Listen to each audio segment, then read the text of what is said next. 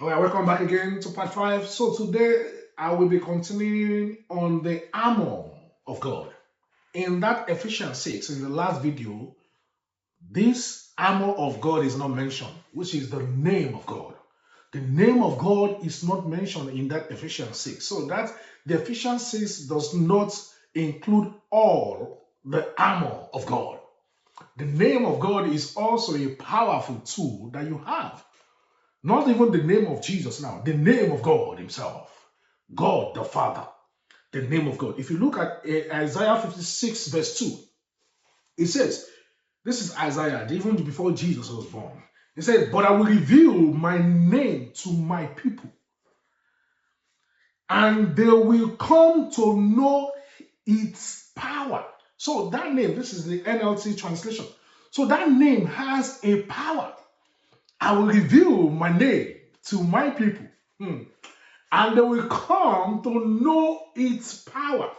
Then at last they will recognize that I am the one who speaks to them. I will reveal my name to them. So that name is not just a name. You might say, what is this name?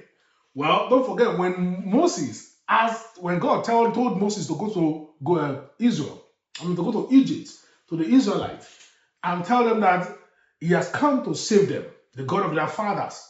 He said, what should I tell them? He said, tell them I am that I am. So one of his names that you can call him, he said, the God of Abraham, Isaac, and Jacob. Another name is Yahweh. Another name is Jehovah. Another name is I am.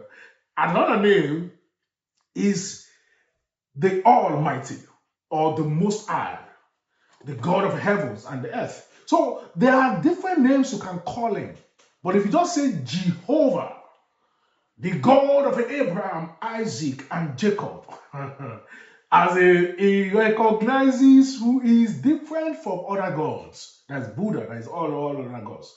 But when you call him by that, we are talking of the God of Abraham, Isaac, and Jacob.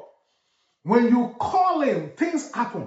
He said, and I will reveal my name to my people.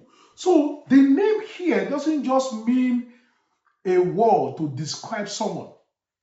That it is deeper than that. The name of God in the spiritual realm includes his authority. It's like when a president sends someone to go meet someone else, to call the person, one of his messengers, tell the person to come see me. Just say, tell him the president asked you to report to his office 8 tomorrow. Or just say, President this asked him to report.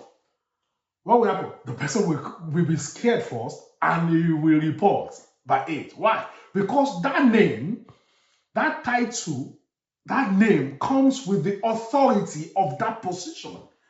And you don't want to experience the anger or the anger of that authority. So the name of God carries an authority in the spiritual realm. And I'm telling you, there is no authority that is greater than that name, than the one who bears that name. The God of heaven and earth, the God of Abraham, Isaac, and Jacob, Yahweh himself, Jehovah, Elohim, the mighty man of war. I will reveal my name to them, and they will come to know its power. So that name has a power. Now let's go to Joel 2:32. Joel 2 verse 32. What does that say? Okay. It says, but everyone who calls on the name of the Lord will be saved. Don't forget, Jesus was not even born here at all. Joel is the Old Testament. Anyone who called upon the name of the Lord will be saved. That means the name of the Lord, not even the name of Jesus also, but the name of the Lord has the capacity to save. Anyone who calls upon the name of the Lord will be saved. Psalm 91, somewhere there, it says, let me see if I can find this. Psalm 91:11. He says, okay, not that. In a part in Psalm 91, it says, and those who call upon me shall be rescued, towards the end of it. So the name of the Lord has the capacity to save. Has the capacity to save. For some on Mount Zion in Jerusalem will escape, just as the Lord has said. These will be among the survivors whom the Lord has called. Joel 2:32. But everyone who calls on the name of the Lord will be saved. So another weapon that you have to fight on this path of freedom is the name of the Lord. Is the name of the Lord. Another one that I will talk about, I don't want this video to be too long, is the authority of the Lord. You know, the name comes with authority. Fine. So there's the name and there's the authority of the Lord. When God hands you authority, don't forget when God said, Gideon, go and rescue those people in the power, in the strength that you have. He is being empowered with authority to go do it.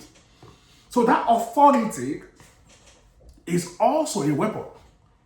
Authority is the right to use power. That you have power is not enough. If you are not given the authority to use that power, the authority is useless. It's like somebody you are giving a gun to, and somebody is coming to fight him, but you told the person, you have not given the person the permission to use that gun.